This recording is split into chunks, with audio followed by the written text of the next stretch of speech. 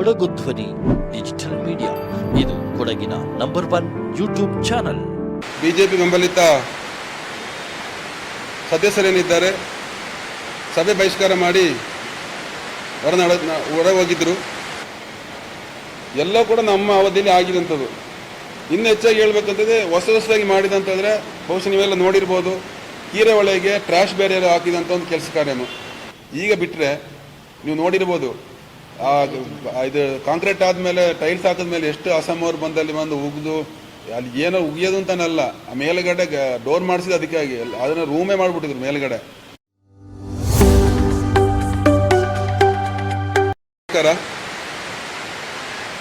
ಮೊದಲಿಗೆ ಎಲ್ಲ ನನ್ನ ಪ್ರೀತಿಯ ಪತ್ರಿಕಾ ಮತ್ತು ದೃಶ್ಯ ಮಾಧ್ಯಮ ಮಿತ್ರರಿಗೆ ಸುಸ್ವಾಗತವನ್ನು ಬಯಸುತ್ತಾ, ನಾನು ಗೋಣಿಗೊಪ್ಪಲು ಗ್ರಾಮ ಪಂಚಾಯತಿ ಅಧ್ಯಕ್ಷ ಪ್ರಮೋದ್ ಗಣಪತಿ, ಇವರು ಮಂಜುಳಾ ಎಂ ಉಪಾಧ್ಯಕ್ಷರಾಗಿ ಗ್ರಾಮ ಪಂಚಾಯತಿಯಲ್ಲಿದ್ದಾರೆ. ಹಾಗೆ ಧ್ಯಾನ್ ಸುಬ್ಬಯ್ಯ ಸದಸ್ಯರು, ಹಾಗೆ ಸಫ್ರಾಬಾನ್ ಅಂತೇಳಿ ಗ್ರಾಮ ಪಂಚಾಯತ್ ಸದಸ್ಯರಾಗಿ ಇದ್ದೇವೆ. ಮೊದಲಿಗೆ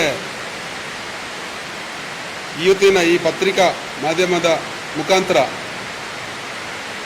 ಏನು ಮೊನ್ನೆಯ ಒಂದು ಘಟನೆ ನಡೆಯಿತು, ತಮ್ಮ ಮುಂದೆ ಬಿಜೆಪಿ ಬೆಂಬಲಿತ ಸದಸ್ಯರು ಏನು ಹೇಳಿಕೆ ನೀಡಿದ್ದಾರೆ ಅದರ ವಿಚಾರವಾಗಿ ಸತ್ಯಾಂಶ ಏನು ತಿಳಿಸ್ಕೋಬೇಕು, ನಿಮಗೆ ನಿಮ್ಮ ಮುಂದೆ ಹೇಳಬೇಕು ಅಂತೇಳಿ ಇಚ್ಛೆ ಪಡ್ತಿದ್ದೀನಿ. ಅದಕ್ಕಾಗಿ ನಾವಿಲ್ಲಿ ಕೂತಿದ್ದೀವಿ. ನಿಮಗೆಲ್ಲರೂ ಗೊತ್ತಿರುವ ಹಾಗೆ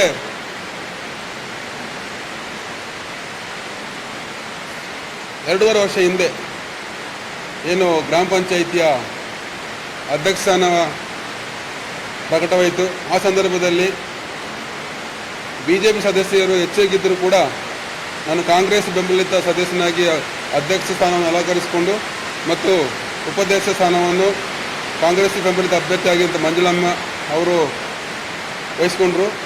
ಆಯ್ಕೆಯಾಗಿ ಬಂದಿದ್ವಿ. ಹಾಗೆ ನಮ್ಮೆಲ್ಲ ಸದಸ್ಯರ ಬೆಂಬಲದೊಂದಿಗೆ ಈ ಎರಡೂವರೆ ವರ್ಷ ಕಾಲ ಪಂಚಾಯಿತಿಯ ಅಭಿವೃದ್ಧಿಗೋಸ್ಕರ ನಾವು ದುಡಿದಿದ್ದೀವಿ ಅಂತ ತಮ್ಮ ಮುಂದೆ ಹೇಳ ಬಯಸ್ತೇನೆ. ಮೊದಲಿಗೆ ನನ್ನನ್ನು ಅಧ್ಯಕ್ಷನಾಗಿ ಆಯ್ಕೆ ಮಾಡಲು ಪೂರ್ಣವಾದ ಆಶೀರ್ವಾದ ಸಹಕಾರ ಕೊಟ್ಟಂಥ ನಮ್ಮ ನೆಚ್ಚಿನ ಶಾಸಕರು, ಜನಪ್ರಿಯ ಶಾಸಕರಾದಂಥ ಸನ್ಮಾನ್ಯ ಎಸ್ ಪೊನ್ನಣ್ಣವರಿಗೆ ನನ್ನ ಹೃದಯ ಪೂರ್ವಕವಾದಂಥ ಧನ್ಯವಾದ ಅರ್ಪಿಸ್ತಾ ಇದ್ದೀನಿ. ಅವರ ಇಚ್ಛೆಯಂತೆ, ಅವರ ಆಶೀರ್ವಾದದಂತೆ ನಾವು ಅಧ್ಯಕ್ಷರಾಗಿ, ಉಪಾಧ್ಯಕ್ಷರಾಗಿ ಸರ್ವ ಸದಸ್ಯರು ಅವರ ಮಾರ್ಗದರ್ಶನದಂತೆ ನಾವು ಕೆಲಸವನ್ನು ಮಾಡಿದ್ದೇವೆ. ಆ ನಿಟ್ಟಿನಲ್ಲಿ ನಾವು 15 ವರ್ಷದಿಂದ ಪಂಚಾಯಿತಿಯಲ್ಲಿ ನಾನು ಸದಸ್ಯನಾಗಿ ಅಧ್ಯಕ್ಷನ ಕೆಲಸ ಮಾಡಿದ್ದೀನಿ. ಹೆಚ್ಚು ಕೆಲಸಗಳನ್ನು ಮಾಡುವಂಥ ಸಂದರ್ಭದಲ್ಲಿ ನನಗೆ ವಹಿಸಿಕೊಟ್ಟಿದ್ದಾರೆ. ಕೆಲಸವನ್ನು ಕೂಡ ಮಾಡಿದ್ದೀನಿ ಅಂತ ನಾನು ನಮ್ಮ ಮುಂದೆ ಹೇಳ ಬಯಸ್ತೇನೆ. ಮೊನ್ನೆ ಕೊನೆಯ ಸಭೆ ದಿನಾಂಕ 29/7/26 ನಡೆದಂಥ ಕೊನೆಯ ಸಭೆಯಲ್ಲಿ ಬಿಜೆಪಿ ಬೆಂಬಲಿತ ಸದಸ್ಯರೇನಿದ್ದಾರೆ ಸಭೆ ಬಹಿಷ್ಕಾರ ಮಾಡಿ ಹೊರ ಹೋಗಿದ್ದರು. ಅದರ ಕಾರಣವನ್ನು ತಮ್ಮ ಮುಂದೆ ಅವರು ಇಟ್ಟಿದ್ದರು. ಮೊದಲಿಗೆ ಅವರು ನಮ್ಮನ್ನು ದೂಷಣೆ ಮಾಡಿದ್ದು, ಗೋಣಿಗೊಪ್ಪಲು ಎಷ್ಟೋ ವರ್ಷದಿಂದ ಸಮಸ್ಯೆಯನ್ನು ಎದುರಿಸಿತ್ತು ಮತ್ತು ವಾಹನಗಳ ದಟ್ಟಣೆಯಿಂದ ತೊಂದರೆ ಆಗ್ತಿತ್ತು. ಅದರ ನಿಟ್ಟಿನಲ್ಲಿ ಹೊಸ ಒಂದು ಶಾಸಕರ ಸರ್ಕಾರದ ಅನುದಾನದಲ್ಲಿ 4.4 ಲಕ್ಷ ಕೋಟಿ 4.4 ಕೋಟಿ ಲಕ್ಷ 4.40 ಕೋಟಿ ಅನುದಾನ ತಂದು ಅತ್ಯುತ್ತಮ ಒಂದು ಬಸ್ ನಿಲ್ದಾಣವನ್ನು ಅಲ್ಲಿ ಉದ್ಘಾಟನೆ ಮಾಡೋ ಸಂದರ್ಭದಲ್ಲಿ ಅವರನ್ನು ಕಡೆಗಣಿಸಿದ್ದೀವಿ ಅಂತ ಹೇಳ್ಕೊಂಡು ತಮ್ಮ ಮುಂದೆ ಅವರ ಅಳಲನ್ನು ತೋಡ್ಕೊಂಡ್ರು.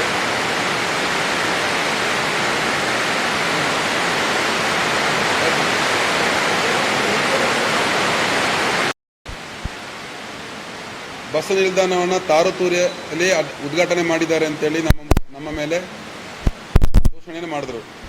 ಅದರ ಉದ್ದೇಶ ಇಷ್ಟೇ, ನಮ್ಮ ಅವಧಿ ಮುಗಿತಾ ಬಂತು. ಹಾಗೆ ಶಾಸಕರು ಅವರ ರಾಜಕೀಯವಾಗಿ ಆಗುವಂಥ ಬದಲಾವಣೆ ಮತ್ತು ನಮ್ಮ ಕರ್ನಾಟಕ ಸರ್ಕಾರದ ಮುಖ್ಯಮಂತ್ರಿಗಳ ಬದಲಾವಣೆಯಿಂದಾಗಿ ನಮ್ಮ ಬಸ್ ಸ್ಟ್ಯಾಂಡಿನ ಉದ್ಘಾಟನೆ ಮುಂದಲ್ಪಟ್ಟಿತ್ತು.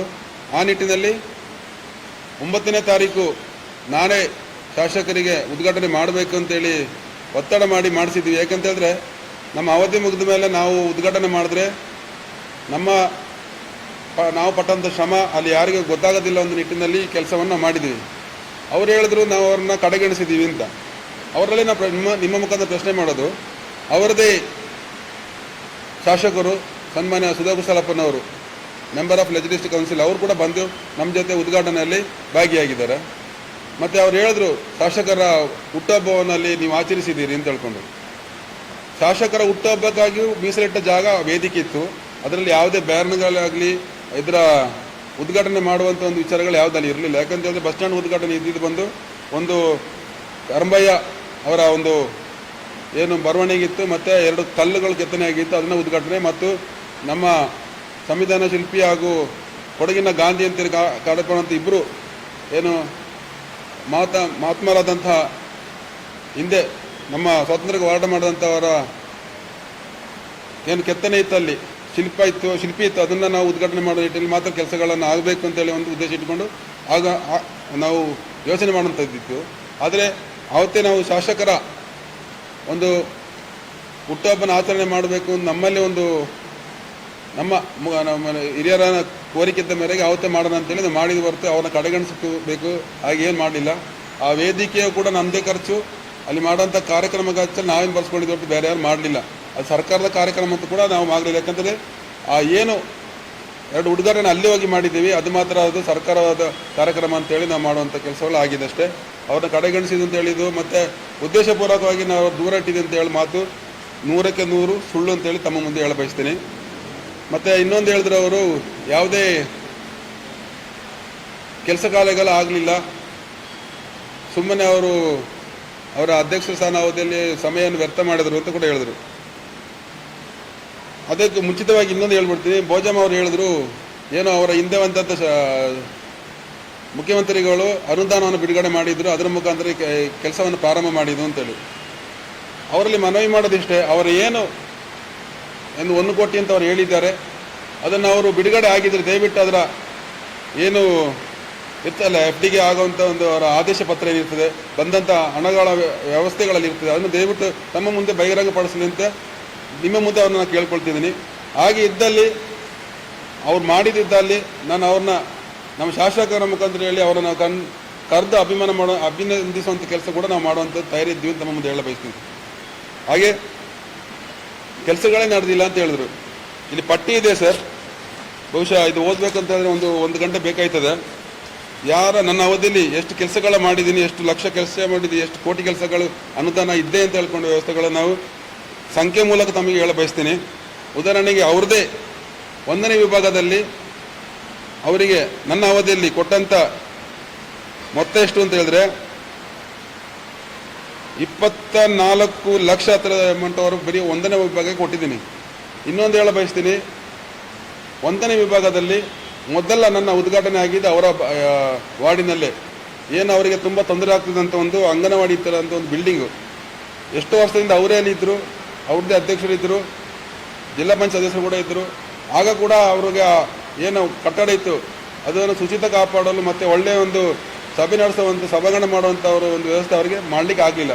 ಮೊದಲು ನಾನು ಮಾಡಿದಂಥದ್ದು ಇದು ಬೋಜಮ್ಮನಿಗೆ ನೇರವಾಗಿ ಪ್ರಶ್ನೆ ಮಾಡುವಂಥದ್ದು, ಅದನ್ನ ಮಾಡಿಲ್ವಾ ಇಲ್ವಾ ಅವರೇ ಹೇಳಬೇಕಾ ಪ್ರಶ್ನೆಗೆ ಉತ್ತರ. ಮತ್ತು ಹಾಗೆಯೇ ಸೆಕೆಂಡ್ ಬ್ಲಾಕಲ್ಲಿ ಕೂಡ 19,67,000 ರೂಪಾಯಿಯಷ್ಟು ಅಮೌಂಟ್ ಅವರಿಗೆ ಕೊಟ್ಟಿದ್ದೀವಿ ಸೆಕೆಂಡ್ ವಾರ್ಡಿಗೆ.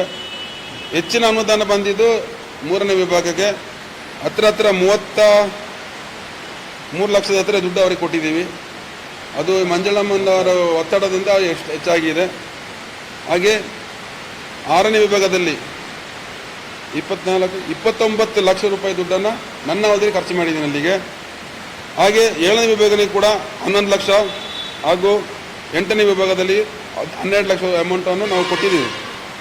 ಈಗ ಅವರಲ್ಲಿ ಪ್ರಶ್ನೆ ಮಾಡೋದು, ಅವರ ಅಧ್ಯಕ್ಷತಾನ ಇದ್ದರು, ಅದೇ ಪಿ ಡಿ ಕೂಡ ಇದ್ದರು, ಎಷ್ಟು ಅವರವರ ವಾರ್ಡ್ಗಳಿಗೆ ಅವ್ರು ಖರ್ಚು ಮಾಡಿದ್ದಾರೆ ಅಂತ ಅವರಲ್ಲೇ ಪ್ರಶ್ನೆ ಮಾಡೋ ಬಯಸ್ತೀನಿ ಸರ್.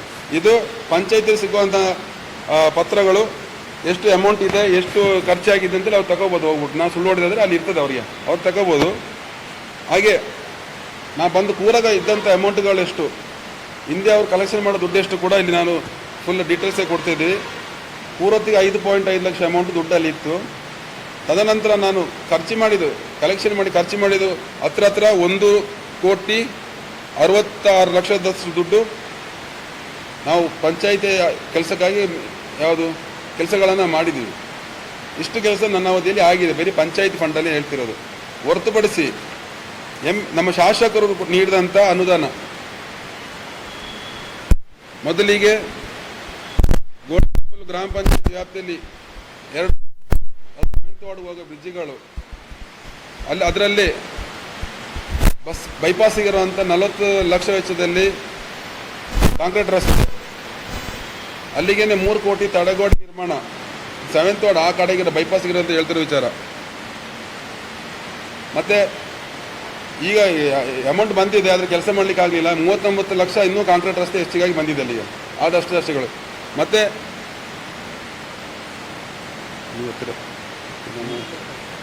ನಾಲ್ಕು 1, 3,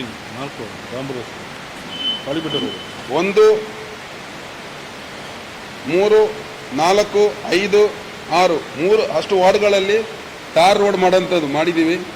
ಹತ್ರ 40 ಲಕ್ಷ ಕೆಲಸ ಆಗಿದೆ ಅದರಲ್ಲಿ ಶಾಸಕರ ಅನುದಾನದಲ್ಲಿ. ಮತ್ತು ಗೋಣಿಯಪ್ಪಲ್ ಅರತ್ತಕ್ಕೆ ಹೋಗೋ ಕಾಂಕ್ರೀಟ್ ರಸ್ತೆ 18 ಲಕ್ಷದದು. ಮತ್ತು ಕಾವೇರಿ ಕಾಲೇಜ್ ಹತ್ರ ಬಸ್ ತಂಗುದಾಣ ಶಾಸಕರ ಅನುದಾನ. ಸರ್ಕಾರ ಆಸ್ಪತ್ರೆ ಮತ್ತು SBI ಬ್ಯಾಂಕ್ ಹತ್ರ ಆಟೋ ಶೆಡ್ ನಿರ್ಮಾಣ. ಗೋಣಿಕಪ್ಪಲಿಂದ ಪಾಲಿಪಟ್ಟ ಹಾಸ್ಪಿಟ್ಲ್ ಇದು ಲೋಪಮುದ್ರ ತನಕಿರುವಂಥ ಟಾರ್ ರೋಡು. ಮತ್ತು ಹೆಚ್ಚಾಗಿ ನಾವು ಆಗಲಿ ಹೇಳ್ದಂಗೆ ಗೋಣಿಯಪ್ಪ ಬಸ್ ನಿಲ್ದಾಣ ಎಲ್ಲ ಕೂಡ ನಮ್ಮ ಅವಧಿಯಲ್ಲಿ ಆಗಿದಂಥದ್ದು. ಇನ್ನು ಹೆಚ್ಚಾಗಿ ಹೇಳ್ಬೇಕಂತಂದರೆ ಹೊಸದಾಗಿ ಮಾಡಿದಂತಂದರೆ ಬಹುಶಃ ನೀವೆಲ್ಲ ನೋಡಿರ್ಬೋದು, ಕೀರೆ ಒಳಗೆ ಟ್ರ್ಯಾಶ್ ಬ್ಯಾರಿಯರ್ ಹಾಕಿದಂಥ ಒಂದು ಕೆಲಸ ಕಾರ್ಯನು ಎಲ್ಲ ಪಂಚಾಯತ್ ಇಲ್ಲಿಂದ ಕಿರುಗೂರು, ಬಾಳಾಜಿ, ಕಿರುಗೂರು ಅಲ್ಲಿ ಹೋಗೋಂಥ ಎಲ್ಲ ಜನರು ಕೂಡ ನಮಗೆ ಪ್ರಶಂಸೆಯನ್ನು ಅವರು ವ್ಯಕ್ತಪಡಿಸಿದರು. ಯಾಕೆಂದರೆ ಆ ಮಾಡಿದ ಕೆಲಸದಿಂದ ಆ ಕಡೆ ಈ ಪ್ಲಾಸ್ಟಿಕ್ ಬಾಟಲ್ಸ್ ವೇಸ್ಟೆಲ್ಲ ಆ ಕಡೆ ಅವ್ರಿಗೆ ಗದ್ದೆಗೆಲ್ಲ ಹೋಗೋದಲ್ಲ ಅಂತೇಳಿ ಕೂಡ ಹೇಳಿದರು. ಅಂಥ ಒಳ್ಳೊಳ್ಳೆ ಕಾರ್ಯಕ್ರಮಗಳನ್ನ ಮಾಡಿದ್ದೀವಿ. ಅದಲ್ಲದೆ ನನಗೆ ತುಂಬ ಇಷ್ಟಪಟ್ಟಂಥ ಒಂದು ವ್ಯವಸ್ಥೆ ಅಂತ ಹೇಳಿದ್ರೆ, ನಮ್ಮ ಗೋಣಿಗಪ್ಪಲು ಪ್ರಾಥಮಿಕ ಶಾಲೆ ಅಂತ ಏನಿತ್ತು, ಶಾಸಕರ ಶಾಲೆ ಅಂತೇಳಿ ತಾವು ತಿಳಿದಿರೋ ನಮಗೆ ಗೊತ್ತಿದೆ ಎಲ್ಲರಿಗೂ ಎಷ್ಟು ಅದನ್ನು ಅಭಿವೃದ್ಧಿ ಪಡಿಸಿದ್ದೀವಿ ಅಂತ. ಅದು ನಾನು ಘಂಟಾಘೋಷವಾಗಿ ಹೇಳ ಬಯಸ್ತೇನೆ. ನಾನು ಅಧ್ಯಕ್ಷ ಆದಮೇಲೆ ಹತ್ರ 21 ಲಕ್ಷ ದುಡ್ಡುಗಳ ವ್ಯವಸ್ಥೆಗಳನ್ನು ಅದಕ್ಕೆ ಹಾಕಿದ್ದೀವಿ ಅಂತ. ಇದೆಲ್ಲ ನನ್ನ ಅವಧಿಯಲ್ಲಿ ಮಾಡಿದಂಥ ಸಾಧನೆಗಳು ಅವ್ರ ಮುಂದೆ ಹೇಳ ಬಯಸ್ತೀನಿ. ಇನ್ನು ಯಾವ ರೀತಿಯಲ್ಲಿ ನಾನು ಕೆಲಸ ಮಾಡಿಲ್ಲ ಅಂತೇಳಿ ಅವ್ರು ಏನು ಪ್ರಶ್ನೆ ಮಾಡಿದ್ರು, ನನ್ನ ಏನು ಆ ಸಭೆಯಲ್ಲಿ ಕೂತು ನನ್ನ ಉತ್ತರವನ್ನು ತಗೊಂಡು ಅವ್ರು ಹೋಗೋದಿತ್ತು. ಪ್ರಶ್ನೆ ಮಾಡಿ ಎದ್ದು ಹೋಗ್ಬಿಟ್ಟಿದ್ದಾರೆ. ಅದರಲ್ಲೇ ಗೊತ್ತಾಗುತ್ತೆ ಅವರು ಸಾರ್ವಜನಿಕರಿಗೆ ಎಷ್ಟು ಬೆಲೆ ಕೊಡ್ತಾರೆ ಅಂತ. ಯಾಕೆಂದರೆ ಕೊನೆ ಎಲ್ಲ ನಮ್ಮ ಪಂಚಾಯಿತಿ ಒಂದು ವ್ಯವಸ್ಥೆ ಅಡಿಯಲ್ಲಿ ಕೊನೆಗಳಿಗೆ ನಾವು ಏನೇನು ಕೆಲಸಗಳು ಮಾಡಬೇಕು ಅದನ್ನು ನಾವೆಲ್ಲವನ್ನು ಪೂರ್ಣಗೊಳಿಸಿ ಹೋಗುವಂಥ ಒಂದು ಸಭೆ ಕೊನೆಯ ಸಭೆ ಆಗಿರ್ತಿತ್ತು. ಜನರ ಮೇಲೆ ಅವರಿಗೆ ಒಳ್ಳೆಯ ಅಭಿಪ್ರಾಯ, ಜನರ ಸೇವೆ ಮಾಡುವಂಥ ಮನೋಭಾವ ಇದ್ದಿದ್ದರೆ ಆ ರೀತಿ ಕೆಲಸನ ಅವ್ರು ಮಾಡ್ತಿರ್ಲಿಲ್ಲ ಅಂತ ತಮ್ಮ ಮುಂದೆ ಹೇಳ ಬಯಸ್ತೀನಿ ಸರ್. ಇನ್ನು ತಮಗೆಲ್ಲ ಗೊತ್ತಿರುವ ಹಾಗೆ 1ನೇ ವಿಭಾಗ, 3ನೇ ವಾರ್ಡ್ ಮತ್ತು 5ನೇ ವಾರ್ಡಲ್ಲಿ ಒಟ್ಟಾಗಿ 230 ಜನರಿಗೆ ಅವರಿಗೆ ಏನು ಹಿಂದೆ 40 ವರ್ಷ ಹಿಂದೆಗಡೆ ಅವರಿಗೆ ನಿವೇಶನ ನೀಡಿದ್ರು, ಅದರ ಹಕ್ಕುಪತ್ರ ಅದರ 911 ಕೊಡುವಂಥ ವ್ಯವಸ್ಥೆಗಳನ್ನು ನಾನು ಅಧ್ಯಕ್ಷ ಆಗಿ ಕೂತ ಮೇಲೆ ನಮ್ಮ ಸದಸ್ಯರೆಲ್ಲ ಸೇರಿ ಮಾಡಿದ್ದೀವಿ. ಅದರೊಂದು ಪೂರ್ಣ ವಿಚಾರ ನಿಮಗೆ ಹೇಳ್ತೀವಿ. 5ನೇ ಮತ್ತು 1ನೇ ವಿಭಾಗದಲ್ಲಿ 4 ತಿಂಗಳಲ್ಲಿ ನಾವು ಕೆಲಸವನ್ನು ಮುಗಿಸೋದು. ತದನಂತರ 8 ತಿಂಗಳು ಗ್ಯಾಪ್ ಕೊಟ್ಟಿದ್ದಾರೆ. ಇದೇ PD ಅವರು ಉದ್ದೇಶಪೂರ್ವಕವಾಗಿ ಅದನ್ನು ತಡೆಯಿಡುವಂಥ ಕೆಲಸ ಮಾಡಿದ್ರು. ಕಾರಣ ಇಷ್ಟೇ, ಆ ವಾರ್ಡಿನಲ್ಲಿ ಮಂಜುಳಮ್ಮ ಅವರು ಉಪಾಧ್ಯಕ್ಷರಾದ ಮಂಜುಳಮ್ಮನವರು ಸದಸ್ಯರಾಗಿದ್ದರು. ಅವರ ಆ ವಾರ್ಡಿನ ಕೆಲಸ ಆಗಬಾರ್ದು ಅಂತ ತಡೆಹಿಡಿದಂಥ ಕೆಲಸ ಅವ್ರದ್ದು. ಇಂಥದ್ದೆಲ್ಲ ಕೆಲಸ ಅವರು ಅಡೆತಡೆ ಇದ್ದರೂ ಕೂಡ ನಾವು ಯಶಸ್ವಿಯಾಗಿ 230 ಪತ್ರಗಳನ್ನು ನಮ್ಮ ಶಾಸಕರು ಮತ್ತು ನಮ್ಮ ಕೊಳ್ಳಿಮಡ ಅಜಿತಯ್ಯಪ್ಪನವರ ಏನು ಅವರ ಬಲ ನಮಗೆ ನೀಡಿದರು, ಅವರು ನಮಗೆ ಬೆಂಬಲವನ್ನು ಕೊಟ್ಟಿದ್ದರು. ಅದರ ಮುಖಾಂತರ ನಾವು ಮಾಡಿದ್ದೀವಿ. ಹಾಗೆ ಇನ್ನೂ ಎಲ್ಲೂ ಹೇಳ್ಬೇಕಂತಂದರೆ ತುಂಬ ಸುಮಾರು ಒತ್ತು ಬೇಕಾಯ್ತದೆ. ಬೇಕಾದ್ರೆ ನೀವು ನೋಡ್ಬೋದು ಎಲ್ಲಲ್ಲಿ ಸೋಲಾರ್ ಲ್ಯಾಂಪ್ಗಳು ತುಂಬ ಹಾಕಿದ್ದೀವಿ. ಎಷ್ಟು ಇಲ್ಲಿ ತನಕ ಆಗದಂಥ ಕೆಲಸಗಳು ಈ ಅವಧಿಯಲ್ಲಿ ನಾನು ಸೋಲಾರ್ ಲ್ಯಾಂಪ್ಗಳು ತುಂಬಗಳು ಹಾಕಿದ್ದೀವಿ. ಹಾಗೆ ಎಲ್ಲನೂ ಕೂಡ ಇನ್ನೊಂದು ಕಸದ ವಿಚಾರ ಹೇಳಿದ್ರು, ಅದನ್ನು ಈಗ ಕೊನೆಯಾಗಿ ಹೇಳ್ಬಿಡ್ತೀನಿ. ನಾವು ಅಧ್ಯಕ್ಷರಾಗಿ ಮುಂಚಿತವಾಗಿ ಕಸದ ವಿಚಾರಗಳನ್ನು ಒಂದು ಸಂಘ ಸಂಸ್ಥೆ ನಡೆಸ್ತಾ ಇದ್ರು. ಅವರಿಗೆ ಸಂಘ ಸಂಸ್ಥೆ ನಡೆಸಲು ಬಿಡಬಾರ್ದು ಅಂತೇಳಿ ಇದೇ ಬಿಜೆಪಿ ಬೆಂಬಲಿತ ಅಧ್ಯಕ್ಷರಿದ್ದ ಸಂದರ್ಭದಲ್ಲಿ ಅವರಿಗೆ ತುಂಬ ಟಾರ್ಚರ್ ಅಂತ ಹೇಳಕ್ ಬರೋದಿಲ್ಲ, ಅವ್ರನ್ನ ಏನು ಒಂದು ರೀತಿ ಅವ್ರನ್ನ ಮಾನಸಿಕ ಕಿರುಕುಳ, ಮಹಿಳೆಯರಿಗೆ ಕಿರುಕುಳ ಕೊಟ್ಟು ಅವ್ರನ್ನ ಅಲ್ಲಿಂದ ತೊಲಗಿಸುವಂಥ ಕೆಲಸ ಅವ್ರು ಮಾಡಿದ್ರು. ಏನು ಹೋದ ನಂತರ ಅಲ್ಲಿ ಇದ್ದಂಥ ವ್ಯವಸ್ಥೆಗಳು ತಾವು ನೋಡಿದಿರಿ, ಬಸ್ ಸ್ಟ್ಯಾಂಡ್ ಪಕ್ಕದಂಥ ಒಂದು ಹಳೆ ಸಭಾಂಗಣದಲ್ಲಿ ಎಷ್ಟು ಕಸಗಳು ತುಂಬಿತ್ತು ಅಂತ. ಆ ಕಸಗಳನ್ನು ತೆರವುಗೊಳಿಸಿದ್ದು ನಾನು ಬಂದು ಕೂತು 5 ದಿವಸದಲ್ಲಿ ಮಾಡಿದ್ದೀವಿ. ಈಗ ಎಲ್ಲರೂ ಬಂದು ಅಲ್ಲಿ ಸಭೆ ನಡೆಸ್ತಾರೆ, ಅಲ್ಲಿ ಅಂಗಡಿಗಳು ಹಾಕೊಂಡು ಒಳ್ಳೆ ಊಟಗಳು ಬಡಿಸುವಂಥ ಕೆಲಸ ಕೊಡಿಸುವಂಥ ಕೆಲಸ ಎಲ್ಲ ಆಗ್ತಾಯಿದೆ. ಅದು ನಾವು ಮಾಡಿದಂಥ ಸಾಧನೆ. ಕಸದಲ್ಲಿ ಮಾಡ್ಲಿಕ್ಕೆ ಬಿಟ್ಟಿಲ್ಲ ಹೇಳಿದ್ರಲ್ಲ, ಈಗ ಏನು ಕಸದಲ್ಲಿ ರಸ ತೆಗಿಲಿಕ್ಕೆ ಪ್ರಯತ್ನ ಪಡುವಂಥ ಕೆಲವು BJP ಸದಸ್ಯರುಗಳು ವಿಡಿಯೋವನ್ನು ಒಳಗೊಂಡು ನಾವು ಮಾಡಿದ ಕೆಲಸವನ್ನು ಸಾರ್ವಜನಿಕರ ಮುಂದೆ ಅದನ್ನು ನಾವು ನಮ್ಮನ್ನು ವಿರುದ್ಧವಾಗಿ ಬಿಂಬಿಸಬೇಕು ಅಂತ ಹೇಳ್ಕೊಂಡು ಈ ಥರ ಕೆಲಸ ಮಾಡಿದ್ದಾರೆ. ಏನು ಕಸವನ್ನು ನಾವು ಹಳ್ಳಿಗಟ್ಟಲ್ಲಿ ಅದನ್ನು ಏನು ವಿಭಾಗ ಮಾಡಿ ಅದನ್ನು ಕಳಿಸುವಂಥ ಕೆಲಸ ಆಗಬೇಕಿತ್ತು. ಅಲ್ಲಿದ್ದ ಮೈಸೂರು ಹಬ್ಬನೇ ಬಂದು ನಾನೇ ಅಲ್ಲಿ ಇದ್ದುಕೊಂಡು ಮಾಡ್ಕೊಳ್ತೀನಿ ಅಂತೇಳಿ ಅವ್ರು ಬಂದಿದ್ದರು. ಅವರಿಗೆ ಬಿಡಬಾರ್ದು, ಇವರ ಕೈಯಲ್ಲಿ ಇರಬೇಕು ಅಂತೇಳಿ ಹೇಳ್ಕೊಂಡು ಅವರು 3 ರೂಪಾಯಿ ಹೇಳಿದಕ್ಕಿಂತ 4 ರೂಪಾಯಿ 1 ರೂಪಾಯಿ ಹೆಚ್ಚು ಅಮೌಂಟನ್ನು ಕೊಟ್ಟು ಇವರು ಕಸವನ್ನು ಕಳಿಸ್ತಾ ಇದ್ದಾರೆ. ಇದರ ಉದ್ದೇಶ ಏನು ತಮಗೆ ಗೊತ್ತಾಗಬೇಕು. ಈ ರೀತಿಯಲ್ಲಿ ನಮಗೆ ತೊಂದರೆ ಮಾಡಿದ್ದಾರೆ. ಆದರೂ ನಾವು ದಿಡ್ಡಿಗಡದೆ ನಮ್ಮ ಕೈಯಲ್ಲಿ ಎಷ್ಟು ಕೆಲಸ ಮಾಡೋಕ್ಕಾಗಿದೆ ಅತ್ಯುತ್ತಮ ಕೆಲಸವನ್ನು ನಾನು ನೋಡ್ಕೊಂಡು ಬಂದಂಗೆ 15 ವರ್ಷದಲ್ಲಿ ಹೆಚ್ಚಿನ ಕೆಲಸವನ್ನು ನಮ್ಮ ಅವಧಿಯಲ್ಲಿ ಮಾಡಿದ್ದೀವಿ ಅಂತ ತಮ್ಮಲ್ಲಿ ಹೇಳ ಬಯಸ್ತೀನಿ. ಇದ್ದಾರೆ ಆ ಪುಸ್ತಕವನ್ನು ನಮಗೆ ಗೊತ್ತಿಲ್ಲದೆ, ನಮಗೆ ಮಾಹಿತಿ ಇಲ್ಲದ ಒಳಗಡೆ ತಗೊಂಡೋಗಿ ಹಾಕಿದಂಥ ಸಹಿಯನ್ನು ಅವರು ವೈಟ್ನರ್ ಹಾಕಿ ಅಳಿಸಿದ್ದಾರೆ. ಇದನ್ನು ನಾವು ಎಲ್ಲಿಗೆ ಹೇಳಬೇಕು ಅಂತೇಳಿ ಈಗ ಹೇಳೋ ರೀತಿಯಲ್ಲಿ ಇದ್ದರೆ ಅದರ ಜವಾಬ್ದಾರಿ ಯಾರು ಅಂತೇಳಿ ಅವ್ರಿಗೆ ಗೊತ್ತಾಗಬೇಕು. ಬಹುಶಃ ಮಾಡಿದ್ದು ದೊಡ್ಡ ತಪ್ಪು. ಯಾಕಂತೇಳಿದ್ರೆ ಕೆಲವರು ಇದನ್ನು ದುರುಪಯೋಗ ಪಡಿಸ್ಕೊಂಡಿದ್ದಾರಂತೆ. ನಾವು ಎಲ್ಲರ ಮುಂದೆ ಹೇಳ ಬಯಸ್ತೀನಿ, ಇದು ಎಲ್ಲಿ ತಲುಪಬೇಕು ಅದು ತಲುಪ್ತದೆ ಅಂತ ತಮ್ಮ ಮುಖಾಂತರ ಹೇಳ ಬಯಸ್ತೀನಿ. ಅದು ಮೊದಲಿಗೆ ಮಾಡಿದ್ದು ಇಬ್ಬರು ಅಧ್ಯಕ್ಷರೇ, ಮಾಜಿ ಅಧ್ಯಕ್ಷ ಆಗಿದ್ದಂಥ ಚೈತ್ರ ಮೇಡಮ್ ಮತ್ತು ಸೌಮ್ಯ ಬಾಲ ಅವರು, ಇನ್ನೊಂದು ಪುಷ್ಪನ್ ಅವರು. ಬಹುಶಃ ಅವರಿಗೆ ಈ ಸಭೆಯಿಂದ ಹೊರ ಬರಬೇಕು ಅಂತೇಳಿ ಅವರನ್ನು ತರುವಂಥ ನಿಟ್ಟಿನಲ್ಲಿ ಕೆಲಸವನ್ನು ಮಾಡಿದ್ದಾರೆ. ಬಹುಶಃ ಅವ್ರಿಗೆ ಗೊತ್ತಿತ್ತೇನೋ ನಮ್ಗೆ ಗೊತ್ತಿಲ್ಲ. ಆದರೆ ಅವ್ರು ಮಾಡಿದ್ದು 100ಕ್ಕೆ 100 ತಪ್ಪು ಅಂತೇಳಿ ತಮ್ಮ ಮುಖಾಂತರ ಅವರಿಗೆ ತಿಳಿಸ ಬಯಸ್ತೀನಿ.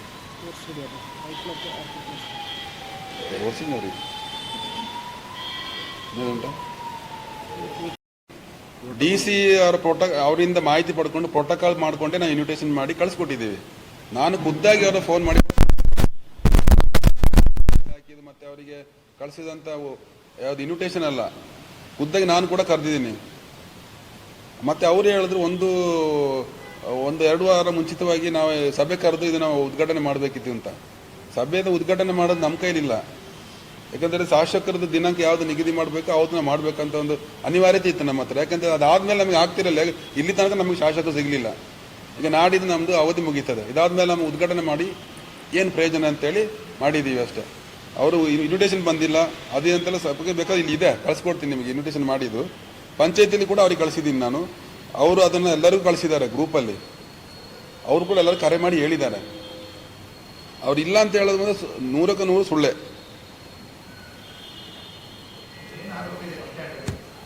ಬಸ್ ಸ್ಟ್ಯಾಂಡ್ ಮತ್ತೆ ಒಂದು ಚೇರ್ದ ವ್ಯವಸ್ಥೆ ನಾವು ಹೇಳಿದೆ ಸರ್ ಅವತ್ತೆ. ಅದು ಚೇರ್ ತಂದಿದ್ರು, ಅದು ಸ್ವಲ್ಪ ನನಗೆ ಗುಣಮಟ್ಟ ಒಳ್ಳೇದು ಕಾಣಲಿಲ್ಲ, ಅದಕ್ಕೆ ಅವ್ರಿಗೆ ಹಿಂತಿರುಗಿಸಿದ್ದೀನಿ. ಬಂದಿದ್ದೆ ರೆಡಿಯಾಗಿದೆ ಅಂತೇಳಿ ಫೋನ್ ಮಾಡಿದ್ದೆ ಅವರಿಗೆ, ಬಂದು ಹಾಕ್ಕೊಡ್ತೀನಿ ಅಂತ ಹೇಳಿದ್ದಾರೆ.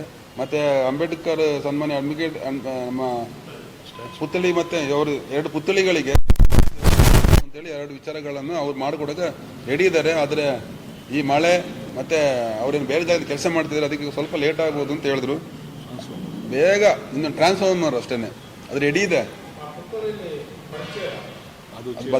ಯಾವುದು ಅಲ್ಲಿ ಸ್ವಲ್ಪ ಮಿಸ್ಟೇಕ್ ಇತ್ತು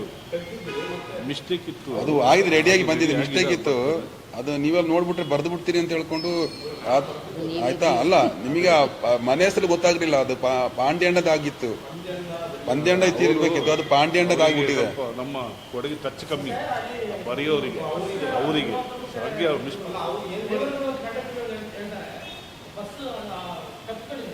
ಹೌದೌದು ರ್ಯಾಂಪ್ಗಳು ಅಲ್ಲ ಅವರು ಅದಕ್ಕೆ ಹೇಳಿದ್ವಿ ತೋರಿಸಿದೀವಿ ಅವರಿಗೆ. ಅವ್ರು ಹೇಳೋದೇನಂತ ಹೇಳಿದ್ರೆ ನಾವು ಮೈಸೂರಲ್ಲಿ ಏನು ಬಸ್ ಸ್ಟ್ಯಾಂಡ್ಗಳಾಗಿದೆ ಇದರಲ್ಲೇ ನಾವು ಆ ವ್ಯವಸ್ಥೆ ಸರ್ ಕರೆಕ್ಟಾಗಿ 6 ಬಸ್ ನಿಲ್ಲಿಸ್ಬೋದು ಸರ್, ಕರೆಕ್ಟ್ ಡ್ರೈವರ್ಸ್ಗಳನ್ನ ನಿಲ್ಲಿಸ್ತಾರೆ. ಅದೇ KSRT ಬಸ್ ಅವ್ರಿಗೆ ಕೊಟ್ಟರೆ ನಿಲ್ಲಿಸ್ತಾರೆ ಅವರು, ಕರೆಕ್ಟಿಂಗ್ ನಿಂತ್ಕೊಂಡು ಬರ್ತದೆ. ಅದು ಟ್ರಯಲ್ ನೋಡಿ ಇಟ್ಟಿದ್ದವರು. ಅದರ ಬಿಡಿ ಅವ್ರು ಏನು ಅವ್ರಿಗೆ ಕೋರಿಕೆ ಮಾಡ್ತಾನೆ ಅಂತ ಅವ್ರು ಹೇಳಿದ್ರೆ ಬಂದು ಕಟ್ ಮಾಡಬೇಕು ಒಂದು ಕಡೆ, ಇನ್ನೊಂದು ಫಿಲ್ ಮಾಡಬೇಕು ಅಂತ ಹೇಳಿದ್ದಾರೆ. ಅದು ಮಾಡಿಕೊಡ್ತೀನಿ ಅಂತ ಅವ್ರು ಹೇಳಿದ್ದಾರೆ.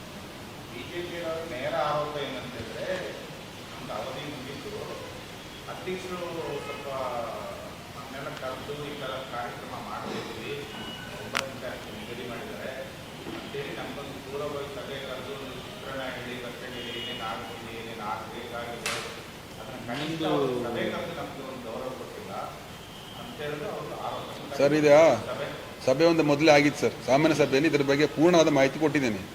ಅದಾದ ನಂತರ ನಾವು ಈ ಉದ್ಘಾಟನೆ ಬಗ್ಗೆ ಈ ದಿನಾಂಕದಂದು ಉದ್ಘಾಟನೆ ಮೊದಲ ದಿನಾಂಕ ನಾವು ನಿಗದಿಯಾದ ದಿನಾಂಕಗಳನ್ನ ನಾನು ಹೇಳಿದ್ದೀವಿ ಅವರಿಗೆ. ಆಗ ಕೂಡ ಅವರು ವಿರುದ್ಧ ಮಾತಾಡೋದು, ಶೀಟ್ ಸೇರಿಲ್ಲ ಮತ್ತು ಅಲ್ಲಿ ವ್ಯವಸ್ಥೆಗಳು ಸರಿಯಾಗಲಿಲ್ಲ. ನಾನು ಅವತ್ತು ಹೇಳಿದೆ, ನೋಡಿ ರೆಡಿ ಆಗೋದು ಮುಂಚಿತವಾಗಿ ನೀವು ಹೇಳ್ಬೇಡಿ, ರೆಡಿ ಆದಮೇಲೆ ತೊಂದರೆ ಇದ್ದರೆ ನೀವು ನೋಡಿ ಹೇಳ್ಬೋದು ಅಂತ. ಸುಮಾರು ಬಂದು ಹುಡುಕೋದು ಯಾವುದು ಸಿಗಲಿಲ್ಲ ಅವರಿಗೆ. ಎಲ್ಲ ಅಷ್ಟು ಏನು ನನ್ನ ವ್ಯವಸ್ಥೆಗಳ ಅಡಿಯಲ್ಲಿ ನಾನು ನಿತ್ಯ ಕೆಲಸ ಮಾಡ್ತಿದ್ವಿ, ಅದು ಒಳ್ಳೇದಾಗಿ ಇದೆ ಅಂತ ಹೇಳ್ಕೊಂಡು ನಮ್ಮೆಲ್ಲರ ಮುಂದೆ ಹೇಳ್ತೀವಿ. ಬೇಕಾದ್ರೆ ಯಾರು ಬೇಕಾದ್ರೂ ನೋಡ್ಬೋದು, ನೀವು ನೋಡಿದ್ದೀರಿ. ಕೆಲವೊಂದು ಆಗಿದೆ ಕೆಲಸಗಳು ಆಗಲಿಲ್ಲ ಅಂತ ಹೇಳಿದ್ರೆ, ಯಾಕಂದರೆ ಟಾಯ್ಲೆಟ್ ಕೂಡ ಫುಲ್ ಹೈಟೆಕ್ ಆಗಿದೆ, ನೀವೆಲ್ಲ ನೋಡಿರ್ತೀರಿ, ನಂಗೆ ಗೊತ್ತಿಲ್ಲ. ಆದರೆ ಉದ್ದೇಶ ಎಷ್ಟು ಅದು ಮಾಡ್ಲಿಕ್ಕೆ ಆಗಲಿಲ್ಲ ಅಂತ ಹೇಳಿದ್ರೆ, ಈಗ ಬಿಟ್ಟರೆ ನೀವು ನೋಡಿರ್ಬೋದು ಇದು ಕಾಂಕ್ರೀಟ್ ಆದಮೇಲೆ ಟೈಲ್ಸ್ ಹಾಕಿದ್ಮೇಲೆ ಎಷ್ಟು ಅಸಮವ್ರು ಬಂದಲ್ಲಿ ಬಂದು ಉಗಿದು ಅಲ್ಲಿ ಏನೋ ಉಗಿಯೋದು ಅಂತಾನಲ್ಲ, ಆ ಮೇಲುಗಡೆ ಡೋರ್ ಮಾಡಿಸಿದ ಅದಕ್ಕಾಗಿ ಅದನ್ನು ರೂಮೇ ಮಾಡಿಬಿಟ್ಟಿದ್ರು ಮೇಲುಗಡೆ, ಅಂತೆಲ್ಲ ಕೆಲಸಗಳು ನಡೀತಿತ್ತು. ಅದಕ್ಕೆ ಎಲ್ಲವನ್ನು ಒಂದು ಒಳ್ಳೆಯ ವ್ಯವಸ್ಥೆಯಲ್ಲಿ ಮಾಡ್ಕೊಂಡು ಬರಬೇಕು ಅಂತೇಳಿ ಅಷ್ಟು ನಾವು ದೀರ್ಘಾವಧಿ ತಗೊಂಡಿದ್ದು.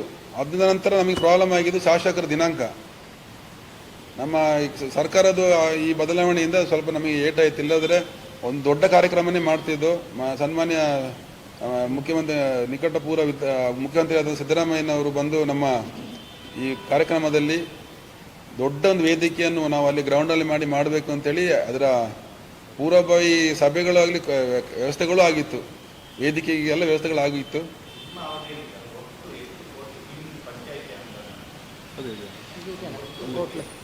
ಬೇರೆ ಕಾಮಗಾರಿ ಮಾಡಿದಾದ್ರೆ 1,60,60,000 ಇದೆ ಸರ್. 30 ತಿಂಗಳ ಅವಧಿಯಲ್ಲಿ ಅದು ವಿಸ್ತಾರವಾಗಿ 2024-25 ಅವಧಿಯಲ್ಲಿ 54,48,822 ರೂಪಾಯಿ ನಾವು ಕಾಮಗಾರಿಗೆ ಅಂತ ಖರ್ಚು ಮಾಡಿದ್ದೀವಿ. 2025-26ರಲ್ಲಿ 69,08,648 ರೂಪಾಯಿ ಖರ್ಚು ಮಾಡಿದ್ದೀವಿ. ಈ ಅವಧಿ ಏಪ್ರಿಲಿಂದ ಇವತ್ತು ಗಂಟ 36,20,000 ರೂಪಾಯಿ ಖರ್ಚು ಮಾಡಿದ್ದೀವಿ. ಇಷ್ಟು ಮಾಡಿ ಈಗ ನಮ್ಮ ಅವಧಿ ನಾಳೆ ನಾಡಿದ್ದು ಮುಗೀತದೆ. ಅಲ್ಲಿ ಈಗ ಎಷ್ಟು ಫಂಡ್ ಇಟ್ಟಿದ್ದೀರ ಅಧ್ಯಕ್ಷರ ಬಾಕಿ? ಈಗ ಒಂದು 8 ಲಕ್ಷ ಇರ್ಬೋದು ಸರ್. ಅಲ್ಲಿ ಏನಂದರೆ ಅಲ್ಲ ಉಳಿಸಬೇಕಲ್ಲ ಸರ್, ಯಾಕಂದರೆ ಇನ್ನು ಮುಂದೆ ಈಗ ಏನು ಅಫಿಷಿಯಲ್ಸ್ ಇದ್ದಾರೆ, ಈಗ ಪೇಮೆಂಟ್ ಇರ್ತಾರೆ, ನಂಬ್ಕೊಂಡು ಬದುಕೋರು ಇದ್ದಾರೆ, ಅವರಿಗೆ ನಾವು ಖಾಲಿ ಮಾಡಿ ಹೋದರೆ ಅಮೌಂಟ್ ಕಲೆಕ್ಷನ್ ಆಗಿಲ್ಲ ಅಂದರೆ ಅವ್ರ ಸ್ಥಿತಿಗತಿ ಚಿಂತಾಜನಕ. ಸೊ ಆ ನಿಟ್ಟಿನಲ್ಲಿ ಅದನ್ನು ನಾವು ಸೇವ್ ಮಾಡಿದ್ದೀವಿ. ಯಾವುದು ಈಗ ನಮಗೆ ಪೌರ ಕಾರ್ಮಿಕರಿದ್ದಾರೆ, ಅವ್ರಿಗೆ ಪೇಮೆಂಟ್ ಆಗಲೇಬೇಕು, ಕರೆಂಟ್ ಬಿಲ್ ಇದೆ, ಪೇಮೆಂಟ್ ಆಗಲೇಬೇಕು. ಸೊ ಈ ಫಸ್ಟ್ ವೀಕಲ್ಲಿ ಮಾಡಲೇಬೇಕಾಗುತ್ತೆ ಅಲ್ವಾ? ಸೊ ಅದಕ್ಕಾಗಿ ನಾವು ಸ್ಪೆಷಲಾಗಿ ರಿಕ್ವೆಸ್ಟ್ ಮಾಡಿ ಫಂಡ್ ಇಟ್ಟಿದ್ದೀವಿ, ಅದು ಇರಲಿ. ಯಾಕೆಂದರೆ ಇದ್ರ ಮೇಲೆ ಕಲೆಕ್ಷನ್ ಭಾರಿ ಸ್ಲೋ ಆಗ್ತದೆ, ಜನರು ಪೇಮೆಂಟ್ ಮಾಡೋದು ಅಷ್ಟರಲ್ಲಿ ಇರ್ತದೆ.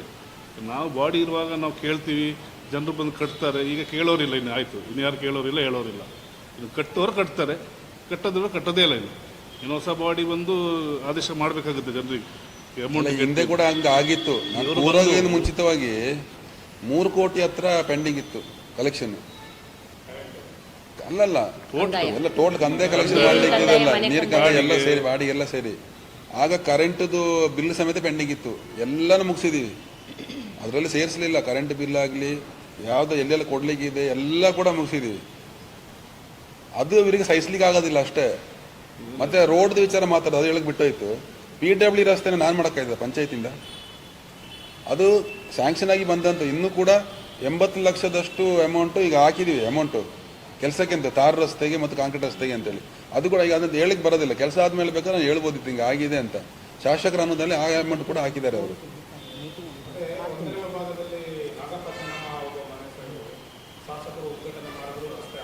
ರಸ್ತೆ ಆಗಿತ್ತು, ಕಳಪೆ ಆಗಿದೆ ಅಂತೇಳಿ ಅದನ್ನು ಪೆಂಡಿಂಗ್ ಇಟ್ಟಿದ್ದಾರೆ ದುಡ್ಡು, ಆಯಿತಾ. ಇನ್ನು ಅಲ್ಲಿಗೆ ಇನ್ನೂ 10 ಲಕ್ಷ ಎಕ್ಸ್ಟ್ರಾ ದುಡ್ಡು ಹಾಕಿದ್ದಾರೆ, ಅದಕ್ಕೆ ಅನುದಾನ ಹಾಕಿದ್ದಾರೆ. ಈಗ ಈ ಅವಧಿಯಲ್ಲಿ 25 ಲಕ್ಷ ಅಮೌಂಟು ಅಲ್ಲಿಗೆ ಹಾಕಿದ್ದಾರೆ. ಅಜ್ಜಿ ತಾಯಪ್ಪನವ್ರ ಮನೆ ಮುಂಭಾಗದ ರಸ್ತೆ ಏನಿದೆ ಅವ್ರಿಗೆ ಅಲ್ಲಿ ಒಂದು, ಮತ್ತು ಕಾಲನಿ ಕಾಳಪ್ಪ ಅಂತ ಹಿರಣ್ಯ ಕಾಲನಿ ಹೋಗೋ ರೋಡ್ ಅದು ರಸ್ತೆ ಒಂದು, ಮತ್ತು ಇದು ಒಂದು 10 ಲಕ್ಷ, ಮತ್ತು ಸ್ಟೇಷನ್ ಕಡೆಯಿಂದ ಹೋಗೋದು ರಸ್ತೆ ಎಲ್ಲಕ್ಕೂ ಕೂಡ ಅಮೌಂಟ್.